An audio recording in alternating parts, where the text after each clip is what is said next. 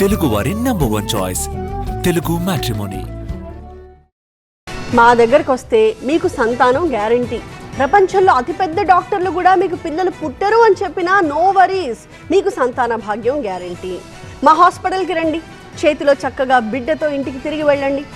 ఇది డాక్టర్ సంతానం అంతా పచ్చి మోసం కథ. పిల్లలు కావాలా నాయనా? పిల్లలు కావాలా తల్లి? మీకు సంతానం భాగ్యం కలిగిస్తాం.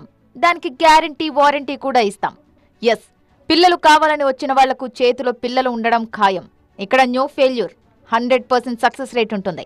కానీ ఎక్కడ ఒరిజినల్ ఎగ్ ఉండదు, స్పర్మ్ ఉండదు, టెస్ట్ ట్యూబ్లు కనిపించవు, ఆసుపత్రిలో హడావిడి వినిపించదు. ఐవీఎఫ్లు, టెస్ట్ ట్యూబ్ టెక్నాలజీ ఏమీ లేకుండానే పిల్లలు పుట్టేస్తారు. ఏజెంట్లతో సరోగేట్ తల్లుల కోసం వేట షురూ చేస్తారు. వాళ్లకు ₹1,00,000 ఇస్తారు.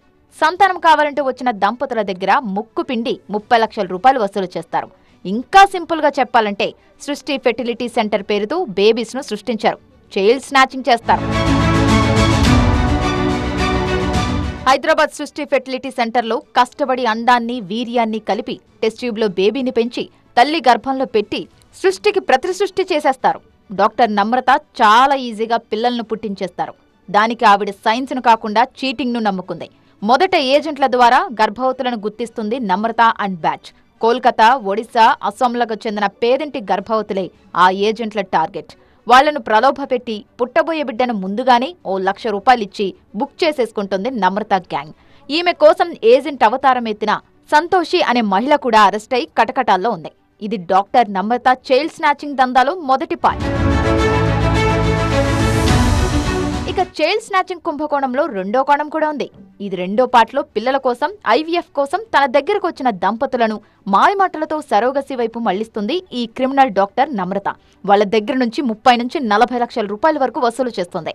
ఆ తర్వాత తాను ముందుగానే బుక్ చేసుకున్న వాళ్ల దగ్గరకు వెళ్లి బిడ్డ పుట్టగానే తీసుకొచ్చి తనకు సరోగసి ఫీజు చెల్లించిన వాళ్లకు అప్పగించేస్తుంది ఈ దొంగ డాక్టర్. వాళ్లు ఆ బిడ్డ తమ బిడ్డే అని మురిసిపోతారు. అయితే ఇది సింపుల్ గా చైల్డ్ ట్రాఫికింగ్. ఒకళ్ల దగ్గర బిడ్డను కొని మరొకళ్లకు అమ్మడం అంతే. ఇప్పుడు ఈ చైల్డ్ ట్రాఫికింగ్ పైనే దర్యాప్తు జరుగుతోంది.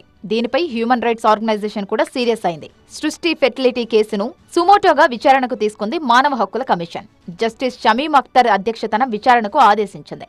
దీనిపై తెలంగాణ సీఎస్, వైద్య ఆరోగ్య శాఖను నివేదిక కోరింది కమిషన్. ఇక ఈ వ్యవహారంపై ఏపీ గవర్నమెంట్ కూడా సీరియస్ అయింది. రాష్ట్రంలో ఫెర్టిలిటీ సెంటర్ల పనితీరును పరిశీలించాలని వైద్య ఆరోగ్య శాఖ మంత్రి సత్యకుమార్ ఆదేశించారు. నిబంధనలు ఉల్లంఘిస్తే కఠిన చర్యలు తీసుకోవాలని ఆదేశించారు. సృష్టి ఫెర్టిలిటీ సెంటర్పై సమగ్ర నివేదిక సమర్పించాలి అన్నారు. తెలుగు వారి నంబర్ 1 చాయిస్ తెలుగు మ్యాట్రిమోనీ.